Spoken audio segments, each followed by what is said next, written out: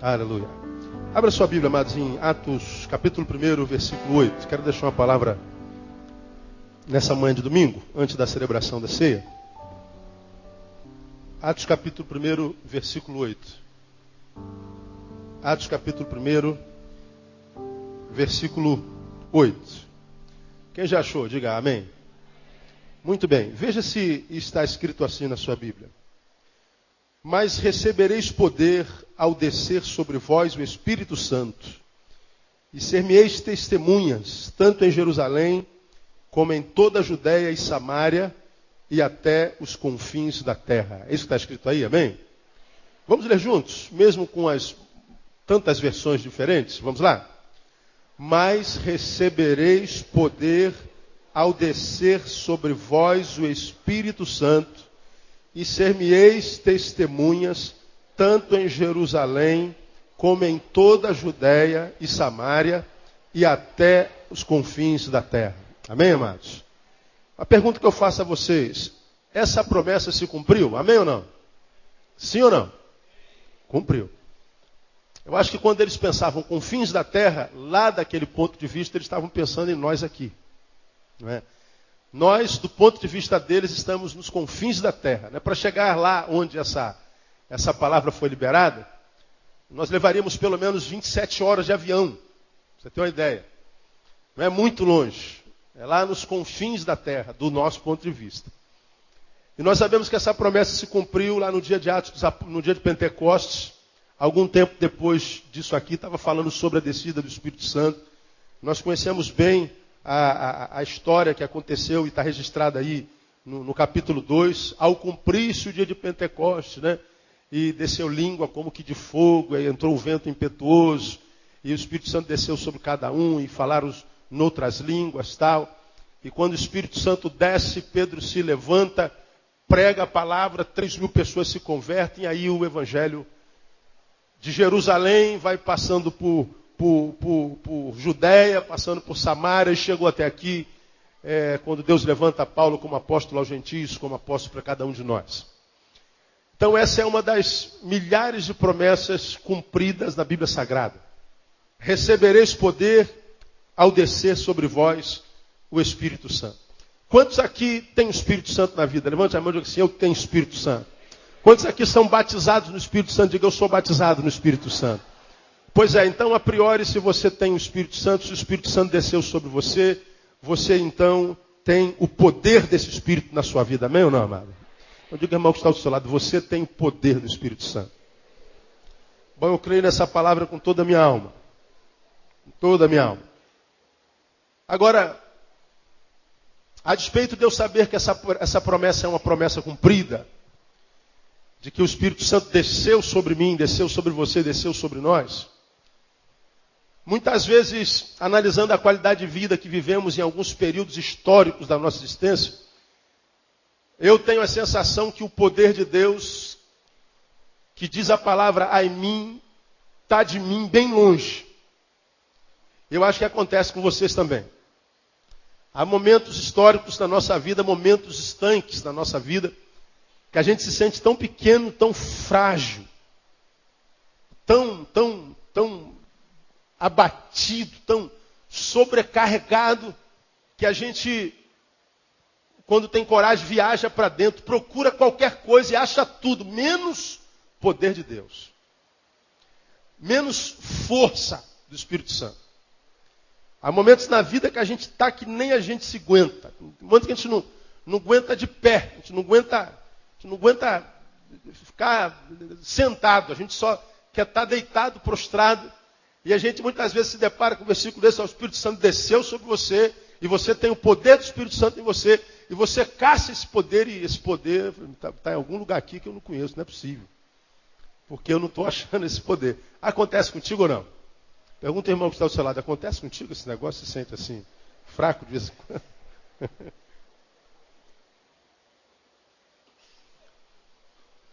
Tem dia que a gente sente que se encarar uma mosca a gente perde. Não é verdade? Aquela mosquinha, como eu preguei aqui outro dia, essas moscas que vêm do inferno para atormentar a gente, as moscas, esses mosquitinhos sabem que a gente ouve com o ouvido. Não sei como é que eles sabem disso, mas eles sabem. Porque toda vez que ele vem atormentar você, ele zoa onde? No ouvido. Você nunca viu, né? Preguei um mosquitinho daquele no teu joelho. Zzz. Ele não fica no dedão. Zzz. Você já viu? Já teve algum mosquitinho no teu joelho? Zzz. De madrugada você está dormindo, você já viu algum mosquitinho rodando no teu calcanhar? Zzz. Não. Ele vem na tua orelha. O miserável sabe que a gente ouve com a orelha. Eu não sei como é que ele sabe disso, mas ele sabe. Então ele vem atormentar a gente, e atormenta. E a gente fica batendo no mosquito e a gente não acha o mosquito. E o mosquito nos vence, a gente não dorme a noite inteira. Tu bota, às vezes, o cobertor na cabeça, mas o bicho é paraquedista, infantaria. Né? Ele é, sei lá, o cara é fuzileiro naval, fez selva, montanha. E ele consegue passar não sei por onde, e vai escalando, né? Ele vai se arrastando e vai para a tua orelha. Zzz, e o miserável te atormenta. E a gente é vencido por um mosquito. Nos sentimos fracos. E esse texto, irmão, ele fala para nós e revela a nós algumas coisas que eu queria compartilhar com vocês. Há momentos na nossa vida que, embora sendo de Deus, nós precisamos, parece, de um reavivamento. A gente precisa de uma nova unção, de um novo fôlego. Parece que Deus soprou na nossa narina, a gente se tornou alma vivente, mas a alma quer voltar à carne. A gente não tem força para continuar sendo, para continuar lutando. A gente se sente cansado, sobrecarregado. E eu acho que esse texto ele traz em si algumas lições que a gente pode praticar no início de ano como esse, quando a gente chega nesse início de ano muito cansado. Alguns têm o privilégio de tirar férias em janeiro. Dá para dar uma relaxada, mas a maioria não. A maioria passa pelo cansativo mês de dezembro, trabalhando, tem as férias, compras, dívidas, correria. Chega em janeiro, material infantil, é IPVA, IPTU, e a gente começa quase todos nós com dívidas em janeiro, e às vezes essas dívidas nos acompanham até dezembro. E tudo começa aqui, a gente já começa o ano cansado, sobrecarregado, e esse cansaço e sobrecarga, essa sobrecarga vai se renovando enquanto sobrecarga e cansado a nossa força e cansaço na nossa vida. E muitas vezes cansaço e sobrecarga nos acompanham, são companhias fiéis até dezembro. E aí o ano se torna uma porcaria, não tem jeito. Há momentos que a gente precisa de um reavivamento. Reavivar é tornar a dar vida. Parece que a vida foge de nós. E esse texto ele tem algumas lições, algumas dicas muito interessantes para a gente. Mas antes de entrar nelas, quero mostrar uma coisa a priori a vocês. O texto diz, recebereis poder. Essa promessa se cumpriu, nós recebemos poder. Agora, por que eles receberam poder? Volta um pouquinho as páginas da sua Bíblia para Lucas capítulo 24. Lucas capítulo 24. Lucas capítulo 24, versículo 49. Porque um depende do outro. Estão intimamente ligados. O mesmo Jesus que disse recebereis poder, é o mesmo que disse em Lucas 49 o seguinte, e eis que sobre vós envio a promessa de meu Pai. Está falando desse Espírito. E depois que ele diz que envio a promessa, ele dá uma ordem. Ficai, porém, na cidade. Até quando? Leia para mim. Até que do alto sejais o quê? Revestido de poder. E lá em Atos 1:8, ele renova a promessa. Recebereis poder. Ele lembra da promessa. Em Atos ele relembra a promessa. E no capítulo 2 de Atos ele cumpre a promessa. O Espírito Santo desce, o poder desce. Então eles saem da cidade e alcançam o mundo inteiro. Ao ponto de chegar em algumas cidades sem televisão, sem rádio, sem transporte, sem absolutamente tecnologia nenhuma. E alguns dizem, esses que têm alvoroçado o mundo, chegaram também aqui. Eles alvoroçaram o mundo e graças a eles nós estamos aqui recebendo a palavra de Deus e celebrando a nossa salvação. Amém, amados? Porque a promessa se cumpriu, desceu o poder sobre ele. Agora, a promessa se cumpriu por quê? Por que a promessa de Deus se cumpre na vida de uma pessoa? Por que a promessa de Deus se cumpriu na vida daquele grupo, e eles sentiram isso empiricamente, digamos, experiencialmente. Eles sentiram na carne a promessa cumprida. Deus promete poder e eles sentem na carne o poder de Deus. Deus abre a boca, diz uma coisa e essa coisa acontece na vida deles. Por que isso acontece na vida deles? Porque o versículo 49 do capítulo 24 diz que Deus deu uma ordem, eles obedeceram. Ficai, porém, na cidade, até que do alto sejais revestido de poder. Essa ordem parece uma ordem simples, mas não é. Imagine você caminhando com Jesus 3 anos. Imagine. Com um camarada que nasceu de uma virgem, com um homem que havia sido profetizado desde sempre, desde a história da humanidade. Alguém que eles esperavam ansiosamente. Alguém que eles viram ressuscitar mortos, andar sobre mares, acalmar tempestades, dar visto a cego, colocar coxo de pé. Um homem que tinha um poder que todos sabiam, não vinha dele, não podia ser humano, era algo sobrenatural. Você faz um seminário de 3 anos com Jesus. E não é um seminário sentado ouvindo. É um seminário de pé ouvindo e andando e vendo. É um seminário intensivo de prática, de milagre e poder. E Jesus está dizendo, olha, vocês vão fazer sinais maiores do que os meus. Agora tu imagina como foi formatada a cabeça desses homens. Cara, se Jesus fez isso tudo, e ele está dizendo, nós vamos fazer milagres maiores que os deles, pelo amor de Deus, vamos começar esse negócio já. Jesus morre, ressuscita e diz assim, ó, vocês não vão fazer nada. O que vocês vão fazer agora é sentar e esperar.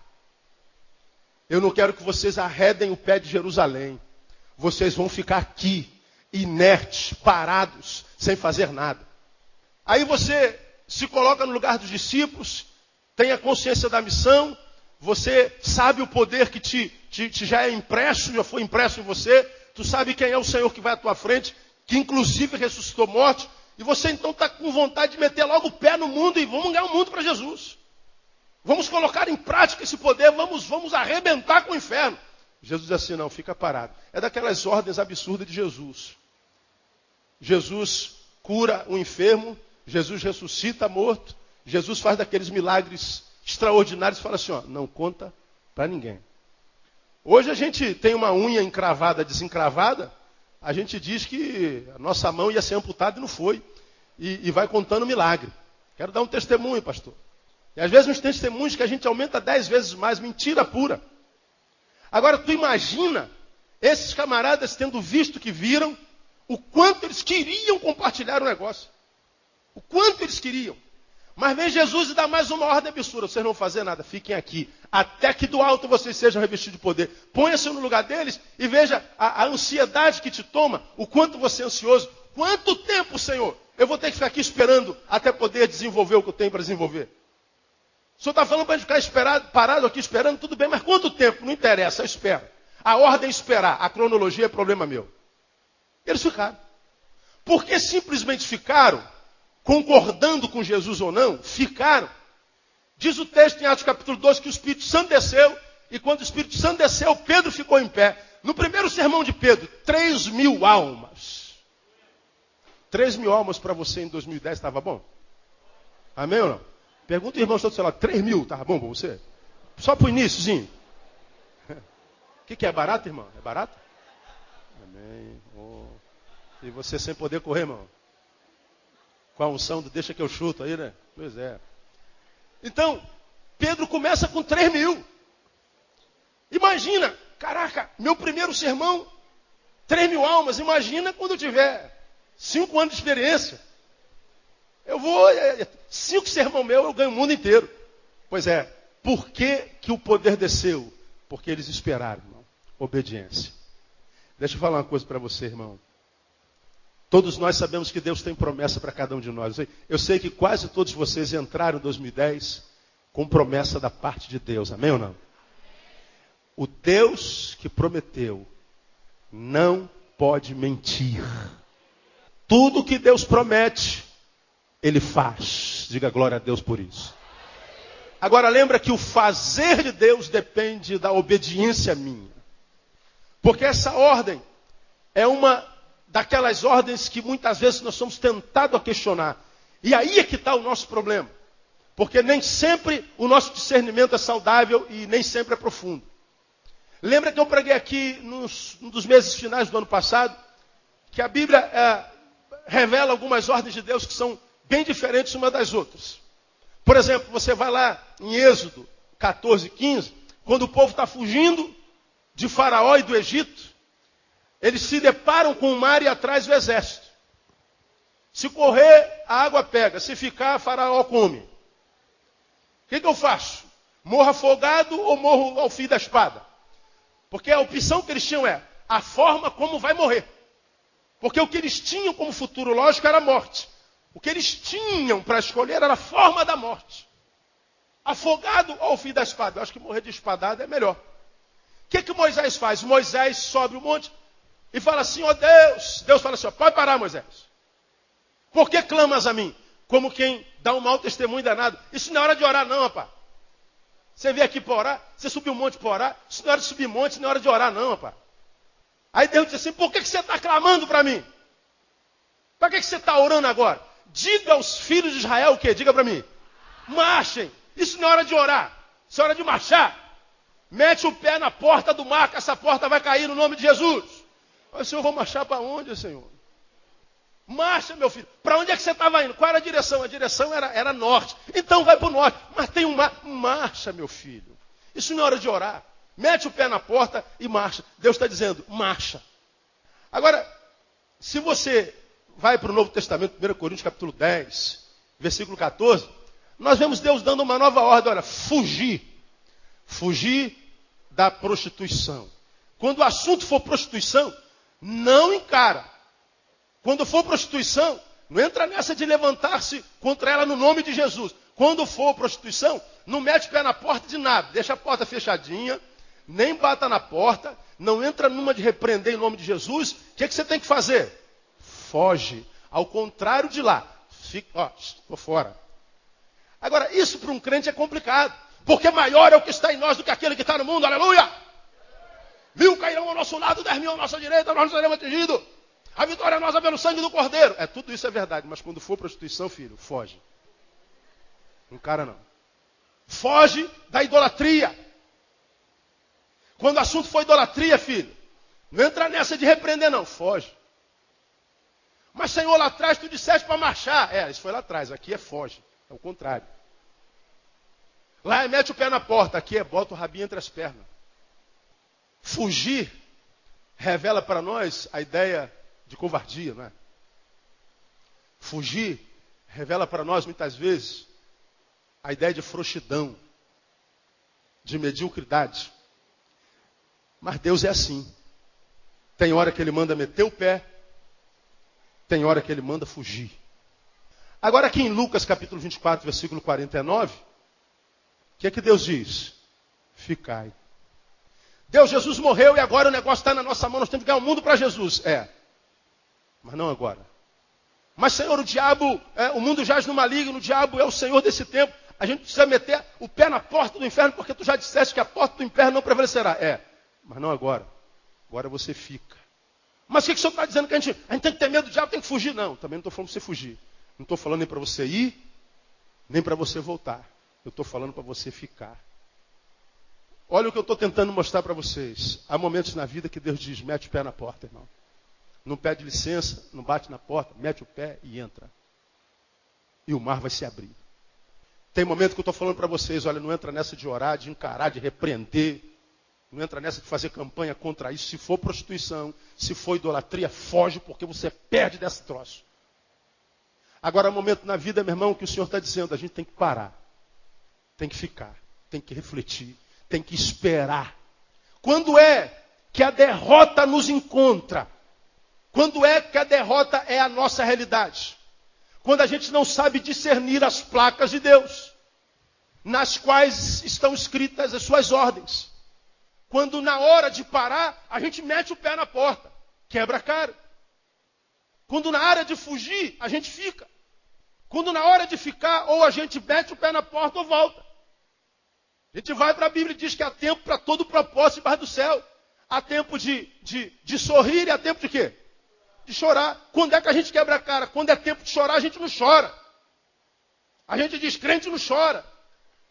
Quando é tempo de celebrar, a gente não celebra. Quando a gente mistura as estações. Quando a gente não discerne o tempo de Deus.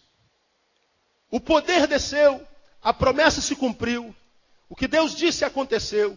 E aconteceu não só porque Deus é um Deus que não pode mentir, mas é porque aqueles para quem Ele fez as promessas discerniram as placas de Deus, a entenderam e as obedeceram.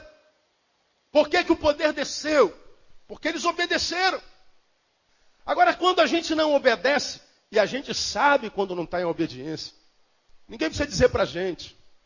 A gente, quando pergunta a alguém, pergunta a pastor, pergunta a conselheiro, pergunta ao professor, pô, irmão, eu não sei se isso é correto, se não é correto, eu não sei se isso é pecado, não é pecado, não sei se eu posso fazer, se eu não posso fazer. A gente pergunta por perguntar, porque o Espírito Santo nos leva e nos conduz a toda a verdade. A gente, quando está errado, a gente sabe que está errado. Sim ou não, igreja? Sabe. A gente, quando está pisando em areia movediça, a gente sabe que é areia movediça. De modo que quando a gente afunda e morre, a gente sabe que ia acontecer isso. A gente só contou com a sorte. Mas não tem jeito. O Deus poderoso e o Deus de promessa só é Deus de promessa e Deus poderoso naqueles que são discípulos seus. Os discípulos são obedientes. Aquele que tem os meus mandamentos e os guarda. Esse é o quê? O que me ama. Ele não está falando aquele que tem os meus mandamentos. Ele fala aquele que tem os meus mandamentos e os guarda. Não basta conhecer, tem que obedecer. Obediência. Aí, quando a gente obedece, a promessa se cumpre na minha vida. Quando a gente anda em obediência, papai tem prazer em servir. Papai tem prazer em abençoar. Papai vê no filho fonte de alegria. Papai tem prazer em dar o que o filho pede. Papai não deixa de amar porque não obedece. Papai continua amando. Mas quando desobedece, papai não tem prazer. Agora, quando obedece, papai continua amando e tem prazer nele. Prazer. Eu acho que um dos nossos alvos, se razão ainda temos saudável, deveria ser de agradar papai. De pensar em papai o tempo inteiro. E tentar viver uma vida que papai, olhando para nós, fala assim, está vendo aquele lá? É meu filho. Tenho orgulho dele. Porque no meio desses 7 bilhões de habitantes que existem nessa casa azul, chamada Terra, Deus resolveu chamar alguns de seus. E entre esses está o teu nome, meu irmão. Vós não escolhestes a mim, eu vos escolhi a vós. Você é um escolhido de Deus no meio desses 7 bilhões de habitantes. Eu quero um glória a Deus bem forte aí, porque isso é uma verdade, irmãos.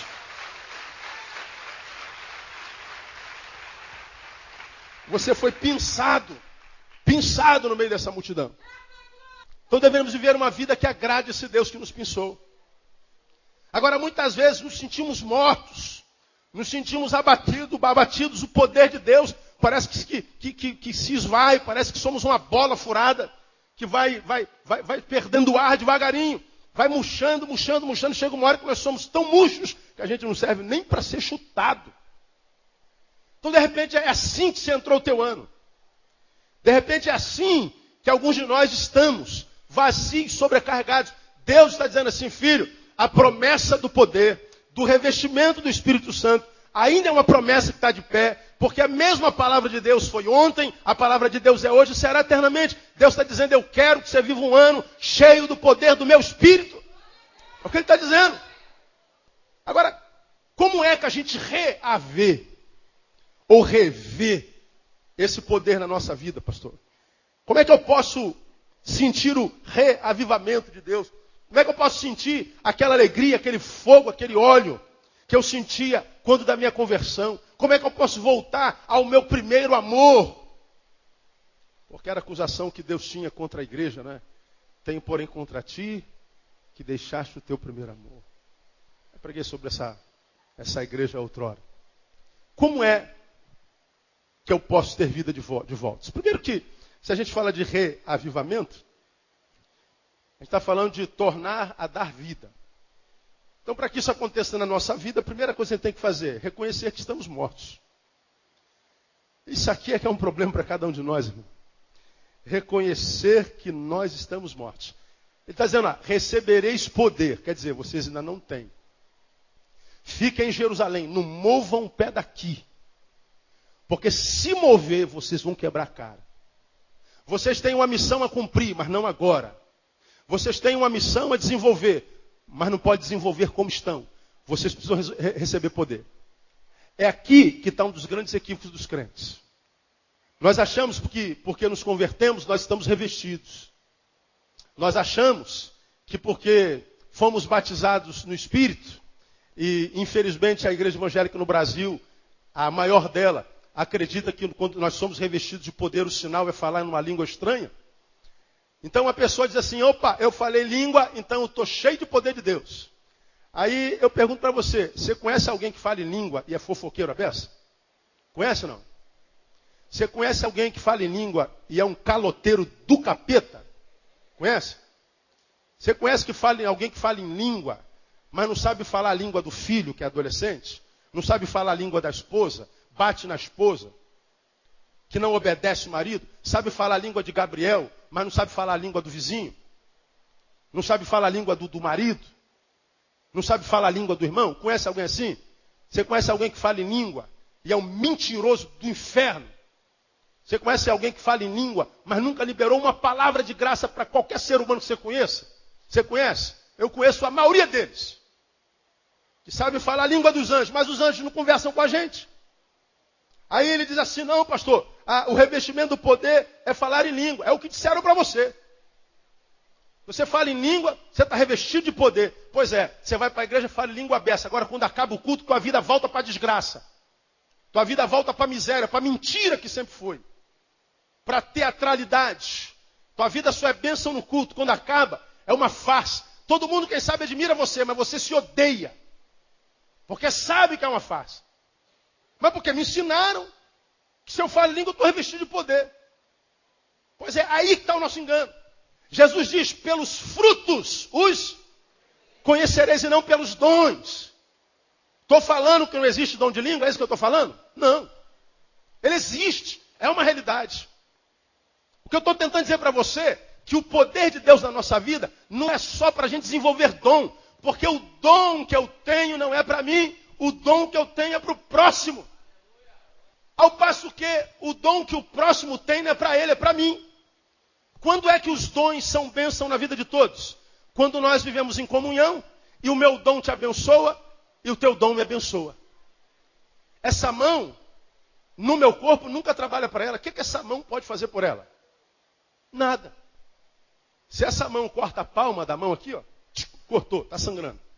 Peça os dedos da mão para costurar a palma da própria mão. Dá? Não dá. Agora, se eu corto essa mão, como é que eu vou costurar essa mão? Quando é que essa perna aqui presta para alguma coisa? Quando ela anda em comunhão com a outra. Aqui, ó, eu só dou esse passo aqui, porque eu sei que essa aqui vai dar o próximo. Porque se eu não tivesse essa perna, eu não daria esse passo aqui, porque senão eu ia cair. Agora, por que eu dou passo com tanta... Eu nem penso quando eu ando, né? Você não pensa para andar, pensa? Não pensa. Você simplesmente anda. Porque é a confiança que uma perna tem na outra. É a certeza de que, se eu for, ela vai junto. Então, uma vai abençoando a outra. Os membros no corpo não servem a si mesmo. Servem a outro membro. E eles andam em comunhão. Quando eles andam em comunhão, o corpo todo é abençoado. Então, quando a gente fala de poder de Deus, a gente não fala só de dom. Porque o meu dom não me serve. De modo que ter dons não é sinônimo de locupletação espiritual, de bênção espiritual, de felicidade espiritual. Você pode ter dom à beça, mas pode ser um miserável infeliz. E eu conheço, um monte deles. Que está aí para lá e para lá, de terno e gravata, de coque, de perna cabeluda, se metendo na vida de todo mundo, escandalizando com tudo, sendo mais crente que Jesus. Mas é uma vida que só serve para dentro da igreja, mas que não acompanha na segunda-feira. Não tem alegria, não tem brilho nos olhos. O Senhor está dizendo que receber poder só é possível para quem reconhece que está morto. Deus, quando eu prego, eu abençoo um monte de gente. Mas essa gente toda que eu abençoo, não traz alegria na minha vida, porque a palavra que eu estou pregando parece que não entra em mim, parece que eu estou blindado contra a palavra que eu prego. Então você está morto. Então diga para Deus, Deus, eu estou morto. Não trata com aquele pastor que eu sou no púlpito, porque lá é uma farsa. Deus, eu sou alguém que quando bota a mão nas pessoas, as pessoas tremem, as pessoas caem. Mas embora elas se levantem com o toque da minha mão, eu ainda que de pé caído estou desde sempre. Deus, eu toco e vejo as pessoas sendo abençoadas com louvor, mas eu mesmo não sou abençoado, eu estou morto. Então, irmão, não tem como receber poder e promessa de Deus se a gente não admitir a nossa condição defuntesca. Eu sei que eu posso ser pastor de uma igreja abençoada e ainda assim estar morto. Eu sei que eu posso ganhar o mundo inteiro para Jesus e me perder. Eu sei que eu posso desenvolver a obra de Deus com toda a autoridade, mas ainda assim sem alegria. Porque o dom é uma coisa, a realização do poder é outra. Reconhecimento de que estamos mortos. Aí a pergunta é sempre a mesma. Seria possível, pastor, um ser de Deus estar morto? Seria possível ser de Deus e não viver? Bom, vamos lá, Efésios capítulo 5. Vou mostrar para você alguns versículos aqui, bem rapidinho. Meu amor, vamos trocar de secador? Vamos trocar de secador? Já que você está com ventão aí, ou não? Você fica com o meu lenço, eu fico com a sua toalha. Glória a Deus. Efésios, capítulo 5. Paulo está escrevendo a uma das igrejas mais saudáveis que ele fundou e para as quais ele escreveu. Talvez não a mais para mim é Roma, mas Efésios está entre as melhores que haviam lá. E no versículo 5, capítulo 5, ele escreve a partir do versículo 6 o seguinte, olha lá. Ninguém vos engane com palavras vãs, porque por estas coisas vem a ira de Deus sobre os filhos da desobediência. Portanto, não sejais participantes com eles, pois outrora eres trevas, mas agora sou luz, o Senhor. Andai como filhos da luz, pois o fruto da luz está em toda a bondade, justiça e verdade, provando o que é agradável ao Senhor. E não vos associeis às obras infrutuosas das trevas, antes, porém, condenai-as, porque as coisas feitas por eles em oculto, até o dizê-las é vergonhoso. Mas todas estas coisas, sendo condenadas, se manifestam pela luz, pois tudo que se manifesta é luz. Pelo que diz, desperta o que? Leia comigo. Tu que dormes, e levanta-te dentre onde? Os mortos, e Cristo te iluminará. Portanto, vede diligentemente como andais, não como necios, mas como sábios. Esse texto aqui está dentro do contexto no qual Paulo exorta aos Efésios pela sua inércia. E a inércia entrou onde? Engano de palavras vãs. Gente que tem boa palavra, mas não tem vida aprovada pela palavra. E aí eles foram ficando inertes. A bolinha esvaziando, o arzinho fugindo, o arzinho fugindo. Agora são bola murcha. Paulo diz assim, desperta tu que dormes. Levanta-te dentre os mortos. Deixa Cristo te iluminar de novo. Paulo está dizendo como que volta ao primeiro amor. Vocês estão vivendo como que mortos. Vivendo a morte. Paulo está dizendo que esse povo perdeu a pujança. Esse povo perdeu a alegria. E a alegria do Senhor é o quê? A nossa força. Perdeu a alegria, perdeu o quê? A força. Agora, como é que a gente recobra a alegria? Não é fingindo que está alegre. Não é vendendo imagem para os amigos terem bom conceito da gente. Não é vendendo imagem para os irmãos, para que os irmãos não tenham uma visão verdadeira a nosso respeito. Não é vivendo a mentira com medo de perder cargo, de perder posição. É vivendo a verdade, Deus, eu não estou bem. Deus, eu estou mal. Eu preciso de um fôlego novo. Eu estou morto. Porque é o que o texto está dizendo. Vejam os apóstolos para quem essas palavras foram dirigidas. Eles viram Jesus realizar milhares de milagres. Eles viram Jesus fazer coisas que jamais a humanidade viu. Eles viram Jesus transfigurando-se diante deles. Ver o poder de Deus, conviver com quem tem poder, não faz de nós pessoas que detêm poder. Eles viram aquilo tudo, testemunharam aquilo tudo, sabiam do que Deus era capaz, do que o seu poder podia realizar. Mas Deus está dizendo assim, a despeito de vocês serem testemunhos de tudo isso, vocês ainda não têm poder. Fiquem em Jerusalém. A gente acha que o poder de Deus vem por transmissão. Não, irmão. Buscais e achareis. Nós temos que fazer a nossa parte.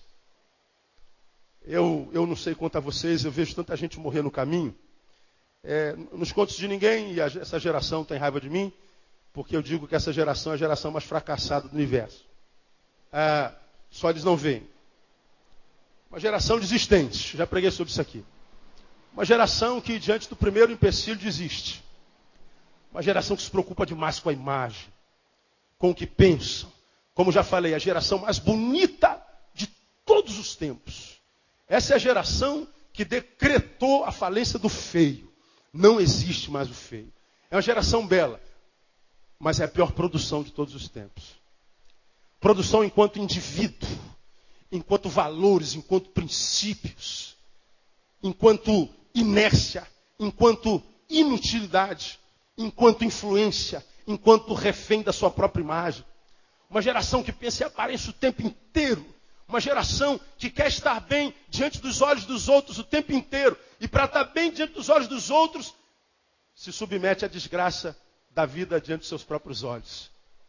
E aí é a geração que consome os Big Brothers, que consome as novelas, que consomem a perfeição dos artistas da televisão. Não tem ninguém triste lá, não tem ninguém ferrado, não tem ninguém endividado, não tem ninguém com problema. Eles são a projeção do nosso inconsciente. Queremos ser o que eles são, embora todos nós sabemos que nenhum deles existe. Nenhum deles existe.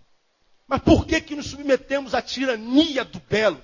A tirania da aparência? Porque perdemos a esperança de sermos na essência. Meu irmão, deixa eu falar uma coisa para você. Esteja bem ou esteja mal. Pessoas vão falar bem e vão falar mal de você. Faça bem, seja um homem perfeito. Seja um homem horrível e mau, imperfeito. Vão falar de você. Pessoas vão gostar de você e pessoas vão odiar você. Já que isso é uma realidade independente da forma de vida como você viva, viva uma vida que vale a pena. Viva na presença de Deus. Viva uma vida que seja para agradar não um homem, porque você nunca vai agradar todos os homens. É muito mais fácil agradar a Deus do que agradar os homens. Então viva para agradar a Deus. E como é que a gente volta a isso, pastor? Estou morto. Estou morto. E dizer isso não é vergonha diante de um Deus como o nosso, porque o nosso Deus é especialista em ressuscitação, irmão. Há esperança para os mortos. Diga, irmão, que está do seu lado. Há esperança para você, meu irmão. Diga, beleza. Deixa eu terminar. Reconhecimento que estamos mortos, reconhecimento da nossa missão. Recebereis poder. Portanto, eu não tenho. Difícil o reconhecimento. Agora, poder para quê? Para me ser testemunha. Vocês recebem poder para ser testemunha. Não é só para desenvolver dom. Os dons são importantes. Agora, para desenvolver o dom, basta ser um artista. Mas para ser testemunha, irmão, tem que ser santo. Para dizer que você tem autoridade, prega com poder, é só você ensaiar bem o sermão, estudar bem, se quiser impressionar, decora tudo. Né? Os caras da Globo não decoram aqueles textos da novela todinho? Dá para decorar também o sermão. Decora tudo. De vez em quando você, no meio da sua oratória, você fala bem alto. Se quiser impressionar mais, dá uns murros no púlpito. Dá uma corrida para lá, faz um gesto de karatê. O povo vai ficar assim, ó. Impressionado. Legal. Para desenvolver dom, basta ser artista. Para ser testemunhas, irmãos, quando a vida aperta, quando os teus amigos zombam, quando tua família te abandona, só se for santo. Só se tiver poder de Deus. Por isso ele diz que para dar testemunho tem que ter poder. Vocês vão receber poder para serem testemunhas. Há muitas vidas no marasmo, na mesmice, por não saber a razão da sua existência, da sua essência, dar testemunho. É mostrar ao mundo o que Jesus fez na tua vida. Lembra que eu já preguei aqui sobre isso, irmãos? Nós nascemos para sermos luzeiros do mundo, sal da terra, luz do mundo. Nós estamos lá no meio das trevas para que os que estão em trevas olhem para nós e falem assim, cara, como é que você tem luz? Ah, foi o que Jesus fez em mim. Quando eu preguei sobre isso, eu falei daquele remedinho de barata chamado Matox, lembra? Matox era uma caixinha preta que você comprava e botava no cantinho ali, botava ali onde estava a barata ali, botava ela ali. Aí vinha a baratinha, comia.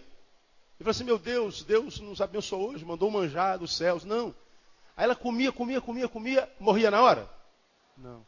Voltava para casa e dava testemunho para as crianças, para a esposa. ia dormir. Tirar um cochilo, né, depois daquela comidada toda. Agora, depois que a baratinha voltava para casa, o que o Matox fazia? Ele começava a se irradiar aí pelos poros da barata, né? Morre não só a barata que comeu, mas toda a família. Era um assassinato terrível. Uma carnificina. Morria todo mundo. Esse remédio foi um sucesso durante um tempo.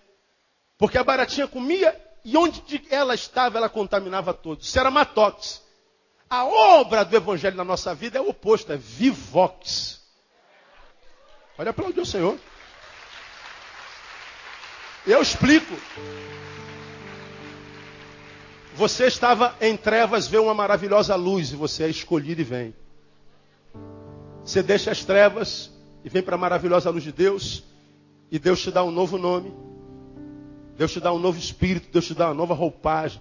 Ele restaura a tua vida, te dá uma vida nova, amém, amado? Só que não termina aí a obra. Depois que Ele restaura a tua vida, diz, você está feliz agora? Você diz, agora eu estou. Pois bem, agora que você está feliz, restaurado, um novo nome, volta para o lugar de onde eu te tirei e diga para eles, quem fez isso na sua vida? E a sua vida lá no meio deles vai começar a contaminá-los.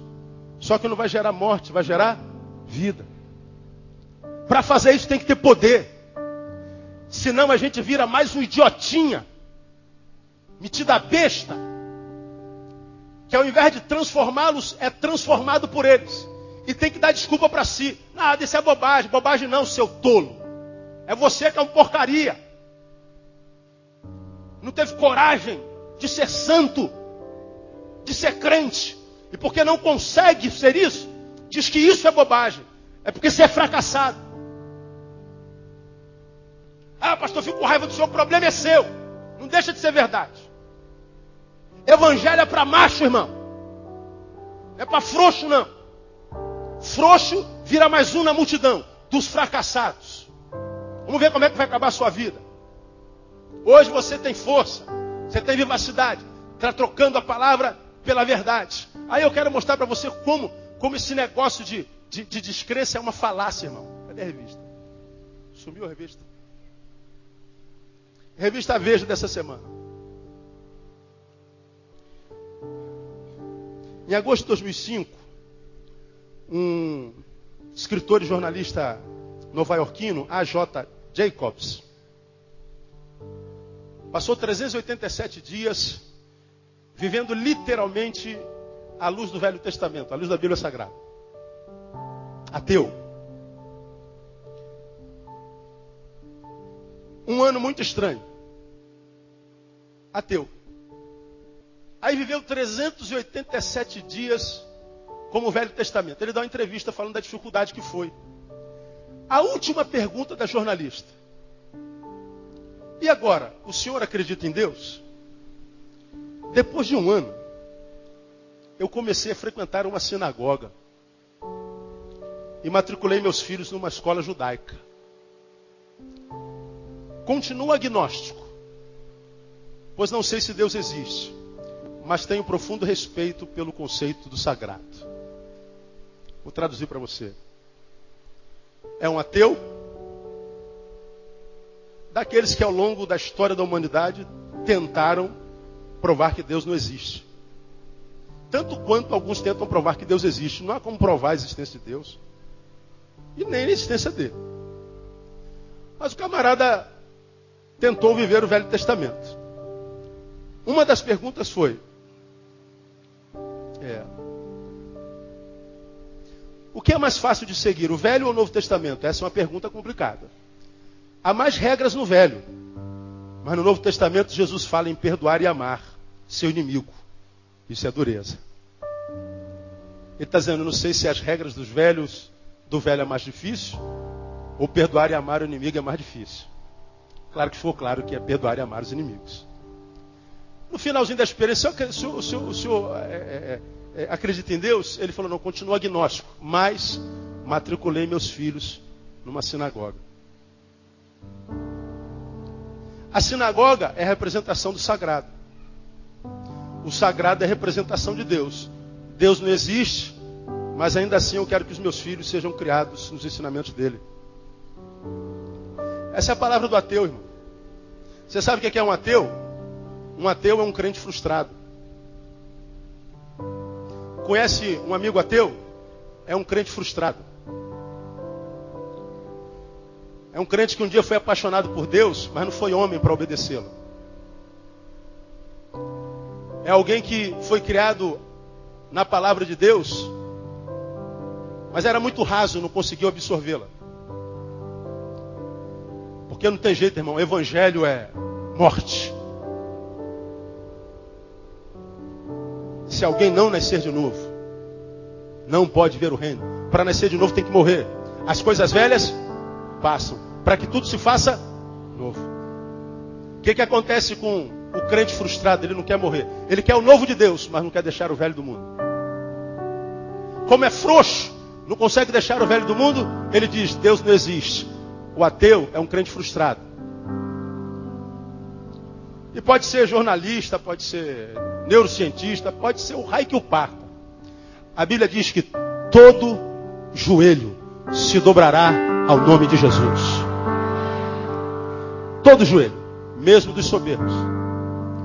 E aí eu vejo um homem que tem 50 anos, que foi agnóstico a vida inteira, diz, continua agnóstico. Porcaria. Se é agnóstico, por que os filhos estão na sinagoga? Se é ateu, por que vive no meio dos crentes? Não tem como respeitar um ser desse. Essa geração é uma geração que tem tentado matar Deus. É uma geração nietzschiana. Deus está morto. Mas quanto mais essa geração tenta matar Deus, mais é a geração que morre e a glória de Deus mais se manifesta. Porque, irmão, você pode ser um frustrado com Deus e Deus não tem nada a ver com isso. O nosso problema é não reconhecer a nossa morte. Nosso problema é não obedecermos. Nosso problema é não sabermos qual é a nossa missão. A nossa missão é ser luzeiro no mundo. Nossa missão está sentada do teu lado. A tua missão está sentada do teu lado. Tua missão é esse camarada que está sentado do teu lado. Tua missão é esse homem que está sentado na tua frente, atrás de você. Nossa missão é o outro. Como preguei domingo retrasado, esse outro pode ser o nosso veneno, mas também a nossa cura. Nós vivemos para viver em sociedade e viver em paz. Nós vivemos para ser um instrumento da paz. No que depender de vós, tem de paz com todos os homens. A guerra é a exclusão de Deus da nossa história. Quanto mais a gente exclui Deus, por causa do fracasso dos ateus, que nada mais são do que crentes frustrados, a gente vai ver uma geração frustrada, que nem se reconhecer frustrada consegue, de tão frustrada que é. Agora, você pode ser refém dessa geração, ou você pode surtar a ela. Pode ser um mar de aparência, mas você pode viver essência. Você pode ser rejeitado pelos homens, mas vai ser aceito por Deus. E quem é aceito por Deus é entronizado, é introjetado no reino. No reino está cheio de gente boa. A gente não conhece solidão, irmão. Irmão, eu acho que você, nesse ano, pode ter se machucado com um bocado de gente. Mas tenta trazer à memória aquele teu brother, aquela tua amiga. Veja o quanto ela foi bênção na sua vida. Um monte de gente te traiu. Mas esse monte de gente não foi capaz de impedir você de estar no final do ano e nem aqui no primeiro domingo dessa manhã. Um monte de gente te gerou dor, um monte de gente te abandonou. Um monte de gente te difamou. Um monte de gente falou coisas que não são verdade a teu respeito. Geraram muita dor, mas a despeito de toda a dor você chegou aqui. Sabe por que chegou aqui? Porque tem sempre um, irmão. Um amigo, uma amiga. Um brother, um torpedo. Uma palavra que vem desse púlpito ou de qualquer outro púlpito. Um abraço, um toque. Uma lembrança, um oi, um sorriso. Que por si só consegue te manter de pé. Isso é graça de Deus. Então a minha oração, irmãos, é que Deus te dê reavivamento nesse ano de 2010. Porque senão você se torna mais um pendurado no corpo. Você se torna mais um anel. Está no corpo, mas nunca vai ser corpo. Esse anel aqui eu carrego no meu dedo há 22 anos quase. Há 22 anos aqui ainda não se transformou em corpo. Eu conheço um monte de crente que está pendurado no corpo. Pendurado, mas nunca é corpo. Um dia está bem, um dia está mal. E você é uma bênção. Estou feliz. Você vacilou em vacilão. Estou triste. Oh, que linda. Estou feliz. Gorda. Quero morrer. Foi aprovado. Deus é bom. Foi demitido. Deus me abandonou. E até quando, irmão, você acha que as pessoas vão se preocupar com você? Até quando você acha que as pessoas vão ficar limpando com uma pazinha, uma vassourinha que você vai fazendo na vida? Até quando? Estamos chegando num tempo, irmão, em que ninguém está nem aí para o outro, não. Se você não se amar, vai chegar um tempo que ninguém vai te amar. Ou você se ama, ou você não conhece amor. Porque amor é um privilégio de quem ama. É uma semente. Só colhe quem semeia. Quem não se ama, não pode amar o próximo. Porque eu devo amar o próximo como? Como a mim mesmo. Se eu não me amo, o que eu sinto pelo próximo não é amor. Pode ser qualquer coisa. Então você fica sendo refém dessa geração vazia, holográfica. E a gente vê os seus ateus. Tu pega os ateus desse tempo, como que escreveu Deus no Delírio. Tão ateu que gasta anos estudando uma coisa que ele nem acredita que existe. Como aquele ateu que me escreveu semana passada. E eu falei com vocês e compartilhei aqui. O ateu é um crente frustrado. Não se torne um deles, irmão. Que Deus te faça um crente vivox. Onde quer que você passe, você gere vida. Que Deus te dê a unção não de Medusa, transformar tudo em pedra. Mas que Deus te dê a unção de Midas, transformar tudo em ouro. Que onde você colocar a planta do seu pé, seja vosso termo e seja uma bênção. Que onde você tocar seja abençoado. Que o que você sonhar se torne realidade. Que toda palavra que sair da tua boca, Deus transforme em verdade. Que o teu ano seja cheio de vitória. E que a tua família seja abençoada por ti. Que tudo que esteja ao teu redor floresça. E que você nunca seja roubado pelos amigos dessa geração, que são ladrões de fé, são ladrões de alegria, porque são ateus que na verdade são crentes frustrados, mas que são pequenos. Ateus, mas não saem do meio dos crentes. Ateus, mas querem viver um ano como quem viveu o Velho Testamento. Pobres coitados. Que Deus os alcance. Que Deus te abençoe. No nome de Jesus. Quem recebe, diga: eu recebo essa palavra. E eu aplaudo o Senhor bem forte por ela. Glória a Deus.